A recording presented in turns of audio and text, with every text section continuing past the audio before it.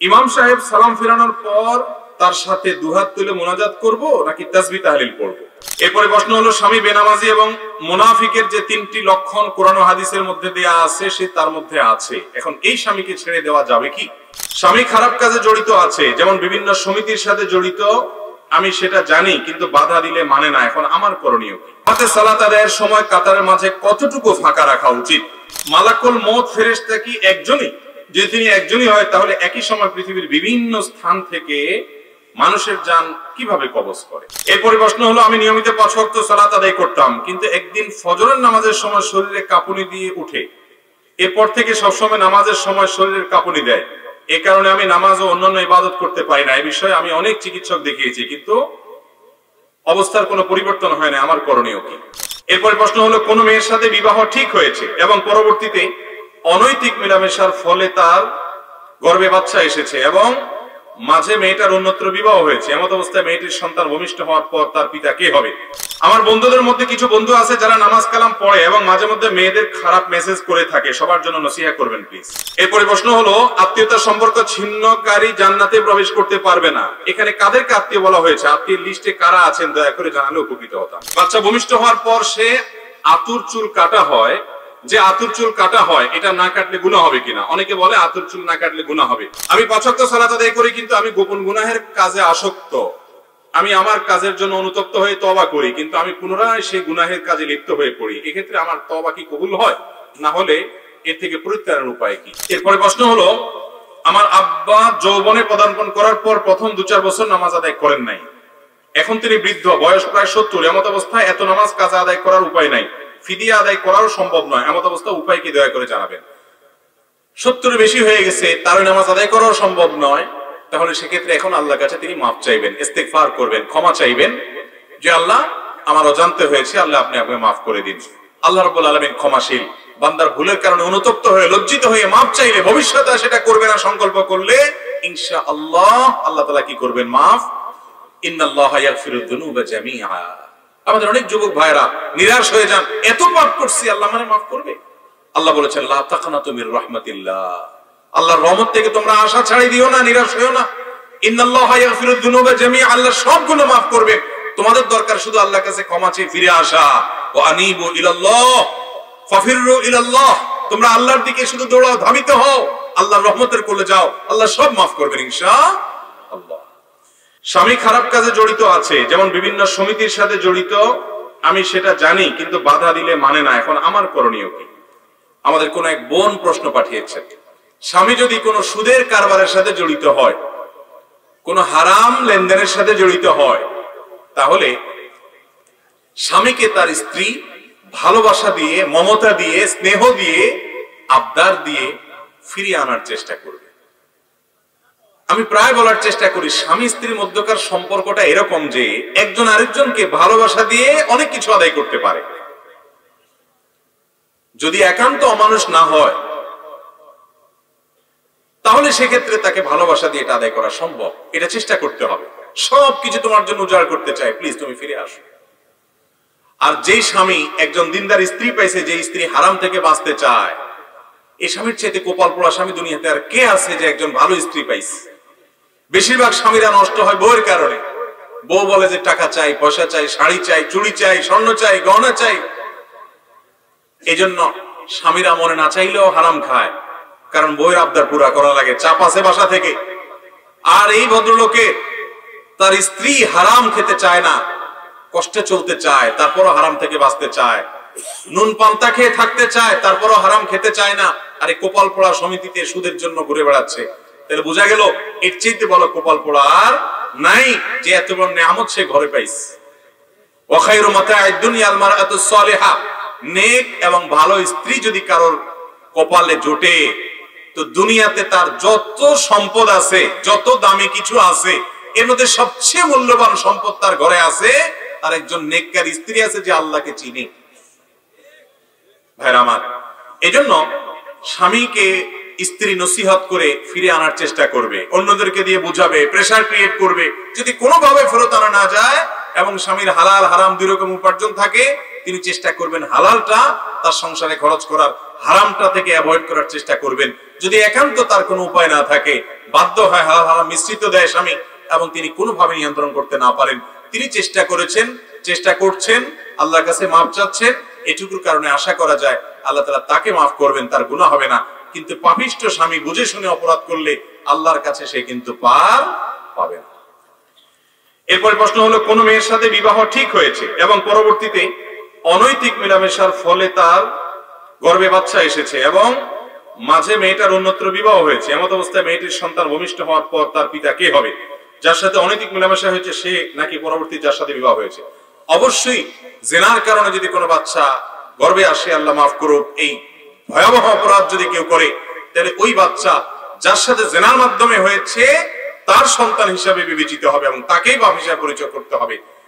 কোন অবস্থাতেই যার সাথে বিয়ে হয়েছে তার সন্তান হিসাবে চালিয়ে দেওয়া যাবে না। কেউ জানে না, আল্লাহ তাআলা তো ঠিকই জানেন। অতএব এই 2 নম্বরে যদি করে, তাহলে ওই মেয়ে গুনাহগার হবে এবং অপরাধী হবে, যে একজন মানুষ তার বাবা নয় তাকে তার বাবা হিসেবে সমাজের মানুষের মধ্যে পরিচয় করে দিচ্ছে। ভাইরা আমার, জেনা আজ এত ব্যাপক হয়ে গেছে, জেনা নাই, জেনা থেকে মুক্ত যৌবন আছে, এইরকম তরুণ, এরকম তরুণী আজ সোনার হরিণের মতো হয়ে গেছে।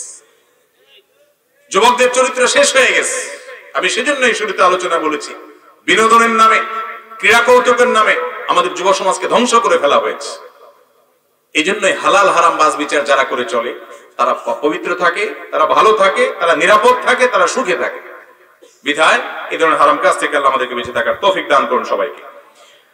এরপরে প্রশ্ন হলো, স্বামী বেনামাজি এবং মুনাফিকের যে 3টি লক্ষণ কোরআন ও হাদিসের মধ্যে দেয়া আছে, সে তার মধ্যে আছে, এখন এই স্বামীকে ছেড়ে দেওয়া যাবে কি? এটি একটু জটিল। মুনাফিকের লক্ষণ থাকলেই স্বামী ছাড়া যাবে না। মুনাফিকের লক্ষণ থাকা মানে কিন্তু মুনাফিক না বা কাফের না। আয়াতুল মুনাফিকি সালাস, হাদিসে আসছে মুনাফিকের আলামত এবং মার্কা হলো 3টা। কয়টা মার্কা মুনাফিকের? ইযা হাদাসা কাযাবা, যখন সে কথা বলবে মিথ্যা কথা বলবে। যখন সে কথা বলবে কি বলবে? যদি কথায় কথায় মিথ্যা কথা বলে, এটা হলো মুনাফিকের আলামত। কথায় কথায় যদি মিথ্যা বলে, এটা কিসের আলামত? মুনাফিকের আলামত। ইযা হাদাসা কাযাবা। ওয়া ইযা ওয়া'আদা আখলাফ, ওয়াদা করলে খেলাফ করে, কথার কোনো ঠিক নেই, আজকে বলে 3 দিন পরে হয়, সবার সাথে যেমনি সেমনি ওয়াদা করে আর খেলাফ করে, এটা মুনাফিকের মার্কা নাম্বার 2। আর মুনাফিকের 3 নম্বর মার্কা হলো ওয়া ইযা আতুমিনা খান, তার কাছে আমানত রাখা হলে সে আমানতের খেয়ানত করে। তার কাছে আমানত রাখা হলে কি করে? সে আমানতের খেয়ানত করে। কথা বলছে কাউকে না বলার জন্য, সে সবার আগে বলে বেড়ায়। টাকা জমা দিছে, মেরে দেয়। আমানতের ঠিক ঠিকানা নাই। এই 3টা হলো মুনাফিকের মার্কা। কথায় কথায় মিথ্যা বলা, ওয়াদা করলে ওয়াদা রক্ষা না করা, আর আমানতের খেয়ানত করা। এই 3টা হলো মুনাফিকের মার্কা। এই মার্কাগুলা কারোর মধ্যে থাকলে লক্ষণ খারাপ, মুনাফিকের লক্ষণ আছে। কিন্তু এটাকে নেফাকে আমলি বলে, কর্মগত মুনাফিক বলে। এটার ফলে মানুষ বেঈমান হয়ে যায় না, কাফের হয়ে যায় না, তাহলে তো মুসলমান একটাও খুঁজে পাওয়া যেত না। কারণ কথায় কথায় মিথ্যা বলে এরকম মানুষের অভাব আছে দেশে? ওয়াদা করে আর ওয়াদা ঠিক রাখে না এরকম মানুষের অভাব আছে? আপনাদের এলাকায় অভাব আছে এরকম মানুষের? তাহলে তো মুসলমানই টিকে পাওয়া যাবে না। এই জন্য এগুলো থাকলে মানুষ কাফের হয়ে যায় না। কোন নারী তার স্বামীর মধ্যে 3 আলামত যদি দেখেন, তাহলে তাকে কাফের মনে করে তার থেকে বিচ্ছেদ হওয়ার কোনো প্রয়োজন নাই, যৌক্তিকতাও নাই, বরং তাকে নসিহত করে ভালো করার চেষ্টা করবেন। আর না হলে তার পাবে তাকে পাবে, নিজে ভালো থাকার চেষ্টা করবেন। সালাত আদায়ের সময় কাতারের মাঝে কতটুকু ফাঁকা রাখা উচিত? আমরা যখন জামাতে নামাজে দাঁড়াবো, একজন মুসল্লি অন্য মুসল্লির সাথে যথাসম্ভব ফাঁকা বন্ধ করে করে দাঁড়ানোর চেষ্টা করব।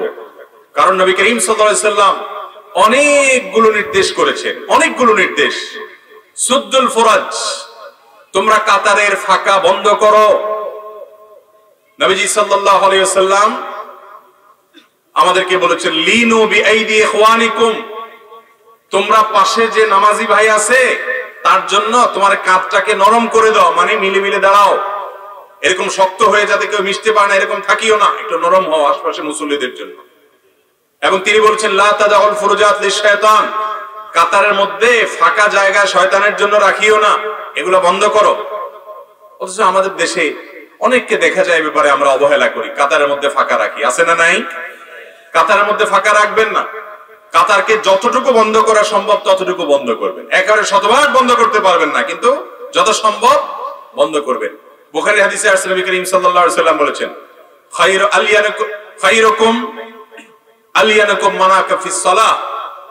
তোমাদের ভিতরে যে ব্যক্তি তার পাশের নামাজি ভাইয়ের জন্য কাঁধটাকে নরম করে দেয়, মানে কেউ কাছে এসে মিশে দাঁড়ালে সে সেটাকে অ্যাপ্রিসিয়েট করে, কোমল হয় তার প্রতি, তো সে হলো তোমাদের মধ্যে সবচেয়ে উত্তম মানুষ।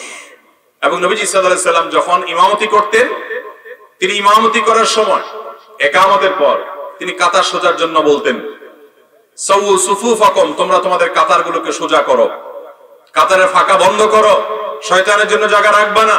বিভিন্ন রকমের নির্দেশনা তিনি দিয়েছেন, অনেকগুলো নির্দেশ সূচক ক্রিয়া তিনি ব্যবহার করতেন।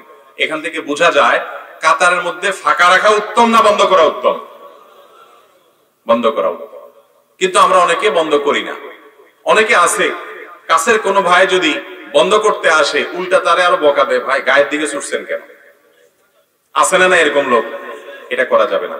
আবার বন্ধ করতে গিয়ে আরেকজনের গায়ের উপরে পড়ে যায় না, তার বিরক্তির কারণ হয়েন না, সেটাও মাথায় রাখতে হবে। অতএব কাতার বন্ধ, ফাঁকা বন্ধ করা এটা গুরুত্বপূর্ণ একটা আমল, এবং কাতার সোজা করা আরেকটা আমল। নবীজি বলেছেন যে তোমরা কাতার সোজা করো, লা তাখতালিফু ফাতাখতালিফু কুলুবুকুম, তোমরা কাতার বাঁকা করিও না, তাহলে তোমাদের অন্তরগুলো বাঁকা হয়ে যাবে, মতপার্থক্য তৈরি হবে, মিল মহব্বত থাকবে না। এজন্য মিল মহব্বত যেন থাকে, কাতার সোজা করতে হবে এবং ফাঁকা বন্ধ করার চেষ্টা করতে হবে। ইমাম সাহেব সালাম ফেরানোর পর তার সাথে দুহাত তুলে মুনাজাত করব নাকি তাসবিহ তাহলিল পড়ব? সালাতের শেষে, নামাজের শেষে ইমাম সাহেব যখন সালাম ফিরিয়ে ফেলবেন, সর্বপ্রথম যে কাজ সেটা কি? এক বর্ণনায় আসছে আল্লাহু আকবার বলবেন, এরপর 3 বার ইস্তিগফার পড়বেন, আস্তাগফিরুল্লাহ আস্তাগফিরুল্লাহ আস্তাগফিরুল্লাহ। অন্য বর্ণনায় আসছে শুধু ইস্তিগফার বলবেন। সালাম শেষ ইমাম সাহেবের প্রথম কাজ আস্তাগফিরুল্লাহ আস্তাগফিরুল্লাহ আস্তাগফিরুল্লাহ। এরপরে বলবেন আল্লাহুম্মা আনতাস সালাম ওয়া মিনকাস সালাম তাবারাকতা ইয়া যাল জালালি ওয়াল ইকরাম। এরপর আপনাকে আল্লাহ তৌফিক দিলে আপনি আরো বিভিন্ন দোয়া আছে সেগুলো পড়বেন। সূরা ইখলাস একবার পড়বেন, সূরা ফালাক একবার পড়বেন, সূরা নাস একবার পড়বেন, আয়াতুল কুরসি একবার পড়বেন, আল্লাহু লা ইলাহা ইল্লা হুয়াল হাইয়ুল কাইয়্যুম। এরপরে দোয়া পড়বেন লা ইলাহা ইল্লাল্লাহু ওয়াহদাহু লা শারীকা লাহু লাহুল মুলকু ওয়া লাহুল হামদ ওয়া হুয়া আলা কুল্লি শাইইন কাদির। আপনি আরো দোয়া পড়বেন লা ইলাহা ইল্লাল্লাহু ওয়াহদাহু লা ইলাহা ইল্লাল্লাহু ওয়াহদাহু লা শারীকা লাহু লাহুল মুলক ওয়া লাহুল হামদ ওয়া হুয়া আলা কুল্লি শাইইন কাদির। লা ইলাহা ইল্লাল্লাহু মুখলিসিনা লাহুদ-দ্বীন ওয়ালাউ কারিহাল কাফিরুন। লা ইলাহা ইল্লাল্লাহ ওয়া লা না'বুদু ইল্লা ইয়্যাহু লাহুন নি'মাতু ওয়া লাহুল ফাদলু ওয়া লাহুস সানাউল হাসান। এরপর আরো পড়বেন আল্লাহুম্মা আইন্নি আলা যিকরিকা ওয়া শুকরিকা ওয়া হুসনি ইবাদাতিক। এরপরে পড়বেন আপনি 33 বার সুবহানাল্লাহ, 33 বার আলহামদুলিল্লাহ, 34 বার আল্লাহু আকবার। আরেক বর্ণনা আছে আল্লাহু আকবার 33 বার, শেষের বার পড়বেন লা ইলাহা ইল্লাল্লাহু ওয়াহদাহু লা শারীকা লাহু লাহুল মুলকু ওয়া লাহুল হামদু ওয়া আলা কুল্লি শাইইন কাদির।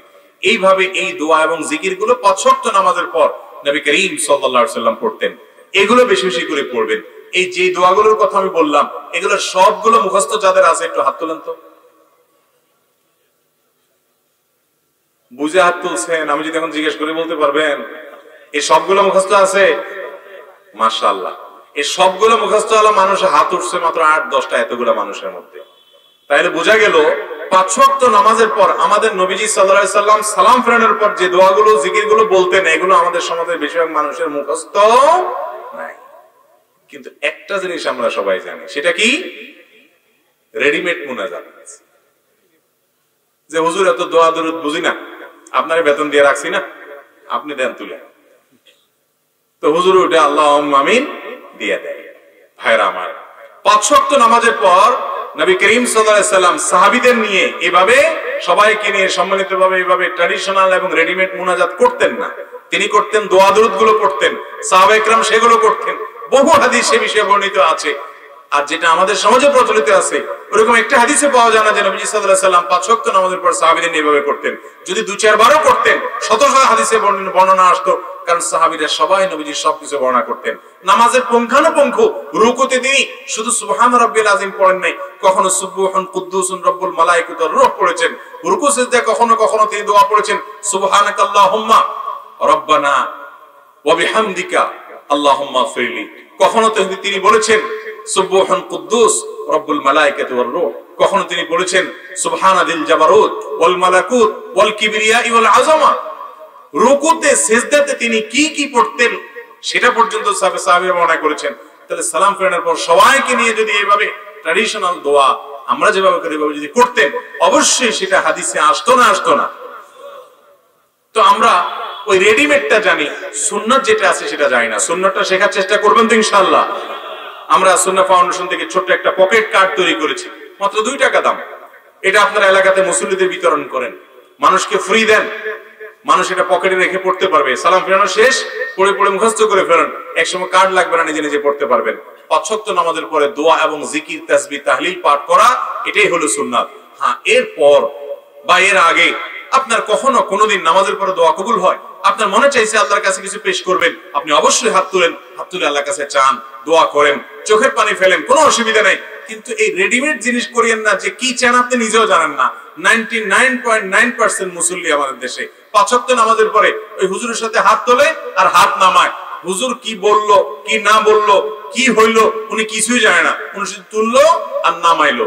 আশপাশে কেউ না তুললে পাশ থেকে দেখবেন অনেকে গুতায় যে বসে আছেন কেন।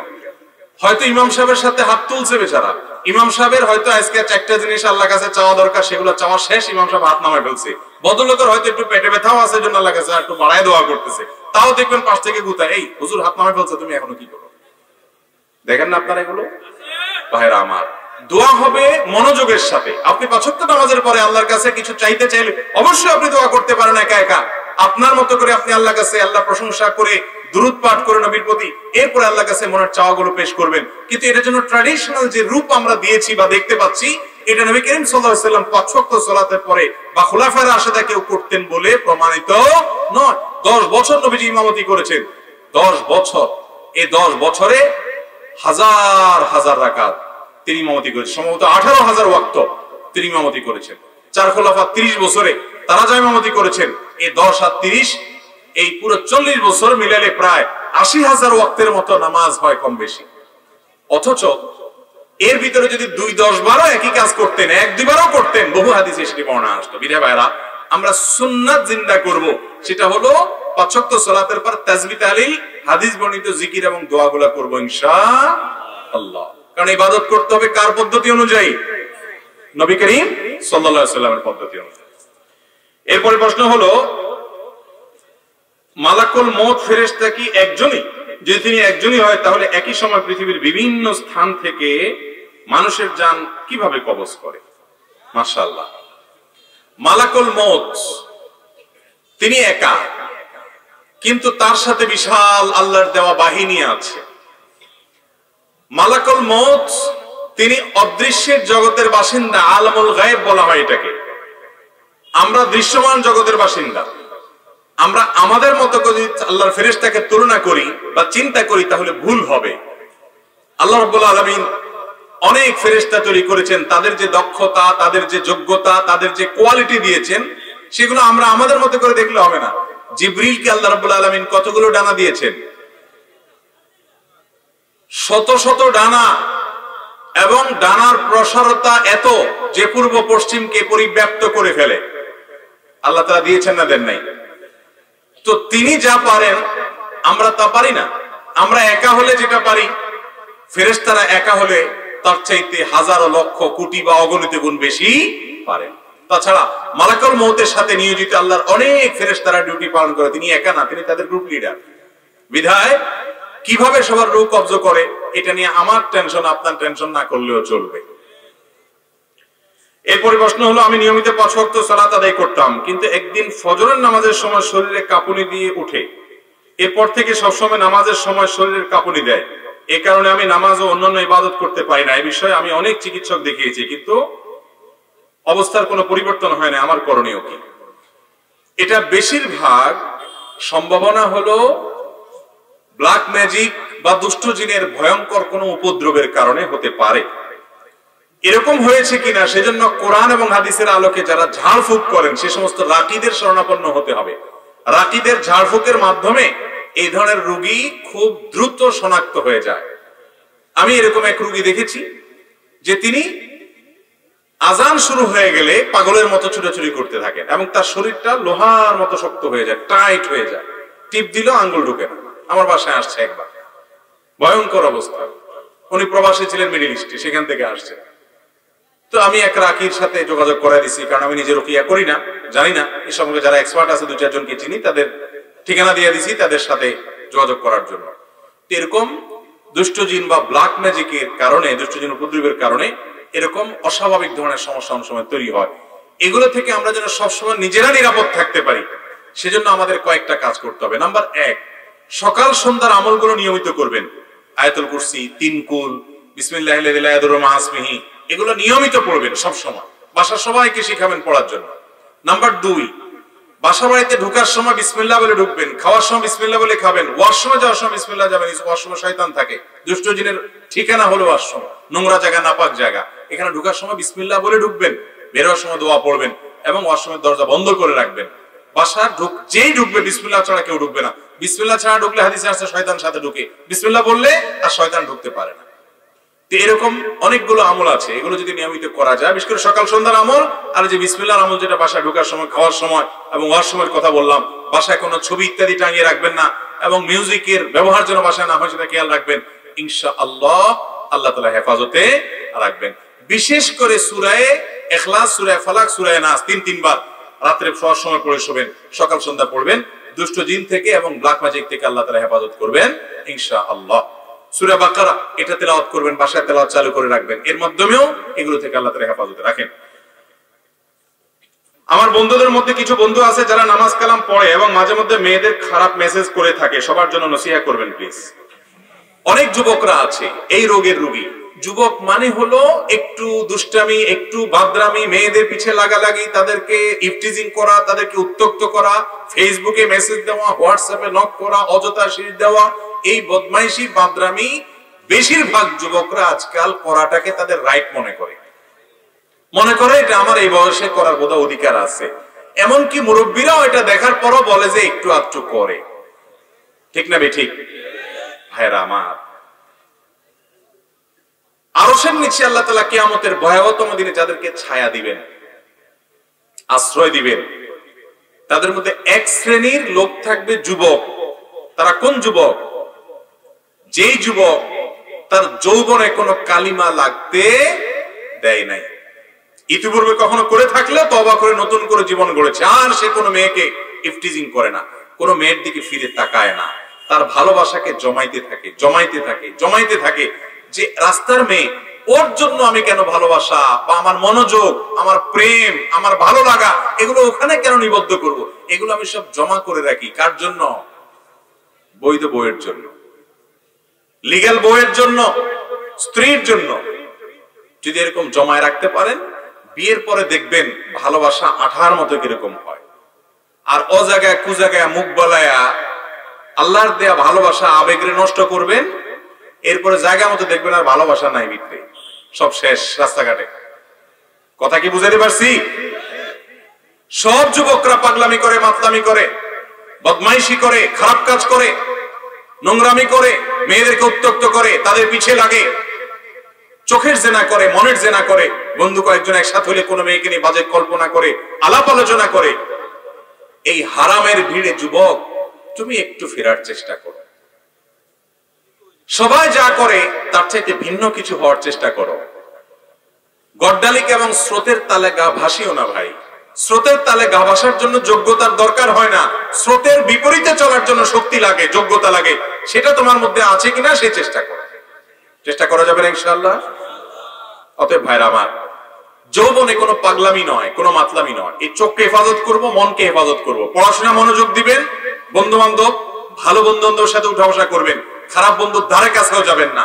যে বন্ধু মেয়েদের পিছনে গুরুগুরু করে, মেয়েদের সাথে হারাম সম্পর্ক রাখে, অবৈধ সম্পর্ক রাখে, প্রেমের নামে জেনার সম্পর্ক জড়ায়, তাদের সাথে কোনো প্রকার বন্ধুতা রাখবেন না। ভালো বন্ধু পাওয়া সোনার হরিণ, তারপর সে সোনার হরিণ খোঁজার চেষ্টা করবেন। না পারলে একা চলবেন, তারপরেও খারাপ কোন বন্ধুর সাথে যাবেন না, কারণ মানুষ পৃথিবীতে কেউ জন্মগতভাবে খারাপ হয় না, বেশিরভাগ মানুষ খারাপ হয় খারাপ বন্ধুর কারণে। আপনি দেখবেন না একটা মানুষও হঠাৎ করে দোকানে যায় সিগারেট কেনা খাওয়া ধরছে, একজন মানুষও দেখবেন না।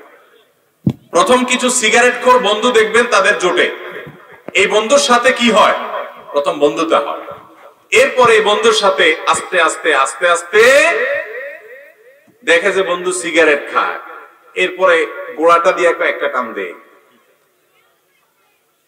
আছে না নাই? বল না না না না না, কার দে, প্রথমে এরকম ভয় লাগে, একটু কাশি আসবে, এরপর ঠিক হয়ে যাবে। এই জন্য খারাপ এবং দুষ্ট বন্ধুর সাথে থাকলে আস্তে আস্তে মানুষ কি হয়ে যায়, খারাপ হয়ে যায় নিজের অজান্তে। কোন খুনি পৃথিবীতে নিজে নিজে খুনি হয় না, খুনিদের সাথে থাকতে থাকতে কি হয়। এজন্য আপনারা যারা স্কুলে পড়েন, কলেজে পড়েন, ইউনিভার্সিটিতে পড়েন, জেনারেল লাইনে আছেন, আপনাদেরকে আমি বলি, যেই বন্ধু সে খারাপের দিকে তার প্রবণতা, এই বন্ধু থেকে বাঘের মতো পলায়ন করেন, বাঘ দেখলে যেরকম পলায়ন করেন।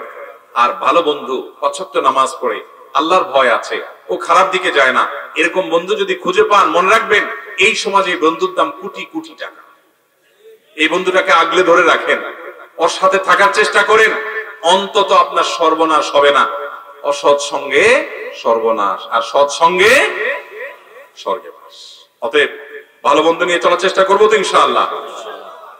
এরপরে প্রশ্ন হলো, আত্মীয়তার সম্পর্ক ছিন্নকারী জান্নাতে প্রবেশ করতে পারবে না, এখানে কাদেরকে আত্মীয় বলা হয়েছে? আত্মীয় লিস্টে কারা আছেন দয়া করে জানালে উপকৃত হতাম। খুব দরকারি একটা প্রশ্ন। আত্মীয়তার সম্পর্ক রক্ষা করা সুন্নত না মুস্তাহাব? ফরজ। অনেকে জানেন না আত্মীয়তার সম্পর্ক রক্ষা করা কি ভাই? ফরজ। আত্মীয়তার সম্পর্ক ছিন্ন করা কি? হারাম। আত্মীয়তার সম্পর্ক ছিন্ন করা কি? অনেক হারাম আমরা জানি, কিন্তু এই হারামটা আমরা অনেকে জানি না। আত্মীয়র সাথে আপনি চিরতরের সম্পর্ক ছিন্ন করে ফেলছেন, কোনো যোগাযোগ নাই, একদম সম্পর্ক কাট করে ফেলছেন, আপনি হারামে লিপ্ত আছেন। এখন কথা হলো, কারা আত্মীয়? এর উত্তর হলো, যে আত্মীয়ের সাথে সম্পর্ক রক্ষা করা ফরজ, সম্পর্ক ছিন্ন করা হারাম, তারা হলো রক্ত সম্পর্কীয় আত্মীয়। যাদের সাথে আপনার ব্লাডের সম্পর্ক আছে, রক্ত সম্পর্ক আছে, এই আত্মীয়ের মধ্যে ১ নম্বরে চলে আসে বাপ এবং সন্তান, বাপ মা এবং সন্তান। কারণ বাপ মার সাথে সন্তানের সম্পর্ক একেবারে সরাসরি রক্তের। এরপরে হলো ভাই বোন, তারপরে ভাতিজা ভাতিজি, তারপরে চাচা ফুফু, দাদা দাদি, এরা সব রক্ত সম্পর্কীয়। তারপরে মায়ের দিককার মা, খালা, মামু, তারাও মায়ের দিককার আত্মীয়।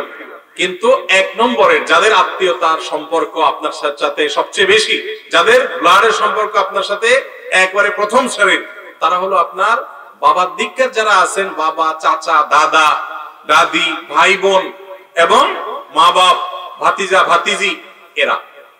আমাদের দেশে এই সমস্ত আত্মীয়দের সাথে বরং আরো লাগালাগি বেশি থাকে, ঠিক না বেঠিক?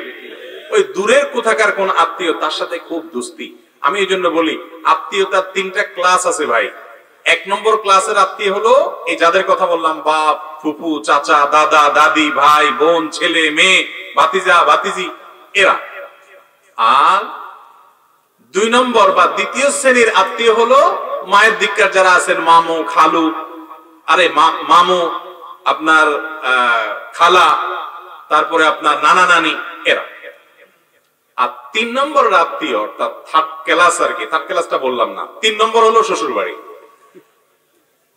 3rd ক্লাস বললে আরেক মুসিবত, মহিলারা রাগ হয়ে যাবে। 3rd ক্লাস না, তৃতীয় প্রকারে যায় পড়ে কোনটা? আর আমাদের দেশে ওইটা এখন কয় নম্বরের? ১ নম্বরে। ভাইরা আমার, এটাও ঠিক যে যারা ১ নম্বরের আত্মীয়, তারা অনেক সময় এত শত্রুতা করে যে দেখা যায় দুনিয়ার কেউ এত ক্ষতি করে না, চাচারা যত ক্ষতি করে। দুনিয়ার কেউ এত শত্রুতা করে না, ফুপুরা যত লেগে থাকে। এত শত্রুতা কেউ করে না, ভাই যত লেগে থাকে। যদি কোনো আত্মীয় আপনার সাথে এরকম আচরণ করে, ও তো কপাল পোড়া, কারণ সে আত্মীয়কে কষ্ট দিচ্ছে, ও তো হারাম করতেছে। কিন্তু আপনি আপনার জায়গা থেকে চেষ্টা করেন অন্তত তার সাথে কানেক্টেড থাকা। যদি সে আপনার ক্ষতি করে কানেক্টেড হলে, তাহলে আপনি দূরে থাকেন, কিন্তু তা না হলে যথাসম্ভব তার সাথে মিলেমিশে থাকার চেষ্টা করেন। আমরা এখন দেখা যায় যে রক্ত সম্পর্কীয় আত্মীয়দের সাথে কোনো খোঁজ খবর নাই। এরকম বহু লোক আছে যে কিছুই হয় নাই, তারপরে চাচাতো ভাই, আপনার কি বলে চাচা, তারপরে ফুফু, তাদের সাথে কোনো যোগাযোগ নাই। অনেকের তো গন্ডগোল ফাসাদ আছে, অনেকের গন্ডগোল ফাসাদও নাই, তারপরে কোনো যোগাযোগ নাই। আজকাল ফেসবুকে আমাদের এক একজনের 5,000 করে বন্ধু। 5,000 বন্ধুর হক আদায় করতে করতে এই সমস্ত আত্মীয় গণার টাইম আমাদের নাই। কিয়ামতের দিন আল্লাহর কাছে এই 5,000 বন্ধুর কথা যদি বলেন, আল্লাহ দোস্তদের হক আদায় করতে গিয়া ইনবক্সে মেসেঞ্জারে ওরা লাইক দিছে এই জন্য পাল্টা লাইক দেওয়া লাগছে, কমেন্ট লিখছে এই জন্য পাল্টা রিপ্লাই দেওয়া লাগছে, নাহলে দোস্ত নারাজ হয়ে গেছে, ওদের হক আদায় করতে করতে আল্লাহ সময় পায় নাই চাচা ফুপুর আদায় করা, হক আদায় করা। মুগুরের মায়ের একটাও নিচে পড়বো যে 2 নম্বর দোস্ত তোরে পাতাইতে বলছে কি? ভাইরা আমার, এই সামাজিক যোগাযোগের মাধ্যমগুলো আমাদেরকে আজকাল অনেক বেশি অসামাজিক করে দিচ্ছে। কাজের জায়গায় খবর নাই, অজায়গায় সব এনার্জি দিয়ে আছে। অতএব আত্মীয়তা সম্পর্ক রক্ষা করে চলবো তো ইনশাআল্লাহ। একজন এক সাহাবী নবীজির কাছে বলছে, ইয়া রাসূলুল্লাহ, আমি তো আত্মীয়ের সাথে ভালো থাকতে চাই, কিন্তু তারা তো আমার ক্ষতি করে। নবী করিম সাল্লাল্লাহু আলাইহি সাল্লাম তখন বলেছেন, তুমি যা বলছো যদি এরকমটা সেই করে, তোমার ক্ষতি করে আত্মীয় হয়ে, তাহলে ও তোর কপাল শেষ করতেছে, ধ্বংস করতেছে আত্মীয়ের প্রতি অবিচার করে বা তাকে কষ্ট দিয়ে। কিন্তু তুমি মনে রাখবা, লাইসাল ওয়াসিলু বিল মুকাফি, তোমার আত্মীয় তোমার সাথে ভালো আচরণ করলে তুমিও ভালো আচরণ করো, সে তোমার ছেলেকে গিফট দেয় তুমিও তার ছেলেকে গিফট দাও, এর নাম আত্মীয়তার সম্পর্ক রক্ষা করা না। এটা তো যে কোনো মানুষই ভালো করলে তার সাথে পাল্টা আরেকজন ভালো করে। আত্মীয় যদি তোমার সাথে খারাপও হয়, পারলে সম্পর্ক রক্ষা করবা, এটাই হলো আত্মীয়তার সম্পর্ক রক্ষা করা।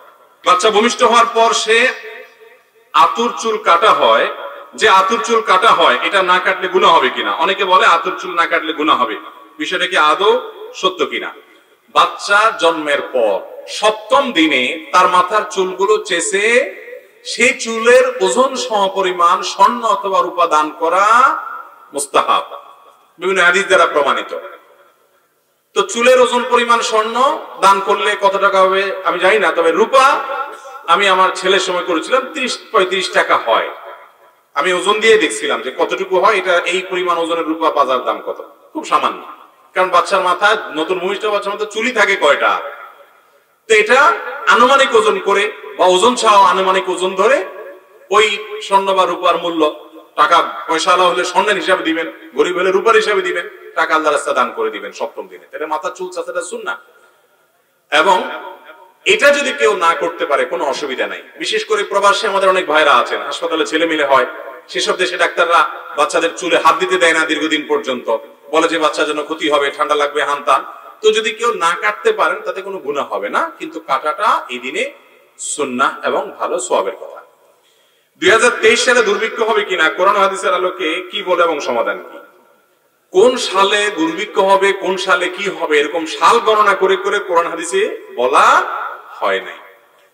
তবে দুর্ভিক্ষ পৃথিবীতে বিভিন্ন সময় হয়েছে, হবে। নবী করিম সাল্লাল্লাহু আলাইহি ওয়াসাল্লামের জীবদ্দশাতেও সাহাবীদের মধ্যেও দুর্ভিক্ষ হয়েছে।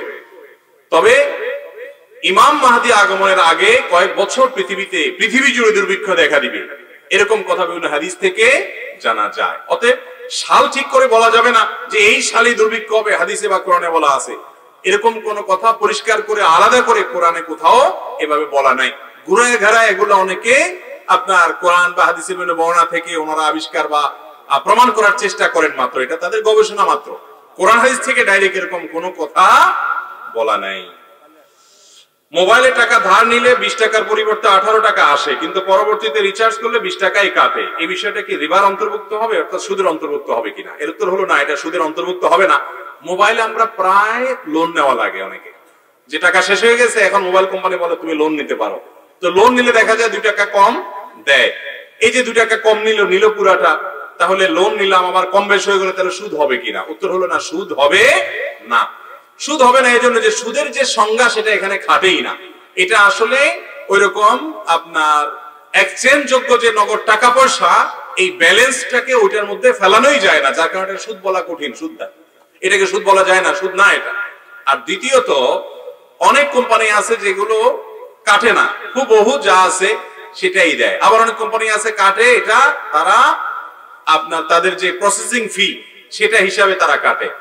তো প্রসেসিং ফি যদি নাও কাটে তারপর এটা সুদ হিসাবে গণ্য হবে না। অতএব মোবাইল কোম্পানিগুলো থেকে লোন নেওয়া, ব্যালেন্স আবার সেটা পরিশোধ করা, সেখানে যদি কম বেশি করে সেটা সুদ হবে না। মোহাম্মদ আব্দুল মালিক হাফিজাহুল্লাহ সহ অনেক উলামা ইকরামের ফতোয়া এক্ষেত্রে পরিষ্কার ভাবে আছে যেটা সুদ হবে না। আমি 5 ওয়াক্ত সালাত আদায় করি, কিন্তু আমি গোপন গুনাহের কাজে আসক্ত। আমি আমার কাজের জন্য অনুতপ্ত হয়ে তওবা করি, কিন্তু আমি পুনরায় সেই গুনাহের কাজে লিপ্ত হয়ে পড়ি। এক্ষেত্রে আমার তওবা কি কবুল হয়? না হলে এর থেকে পরিত্রাণের উপায় কি? গোপন গুনাহের সাথে আমাদের অনেক তরুণ ভাইরা জড়িত, সম্পৃক্ত। এই গুনাহ থেকে বাঁচার জন্য আমি কয়েকটা পরামর্শ সবসময় দেই। এর ভিতরে সবচেয়ে বড় সমাধান, মৌলিক সমাধান, যেটা অনেক সময় ভুলে যাই আমি, সেটা শুরুতে বলি, সেটা হলো বিয়ে করা।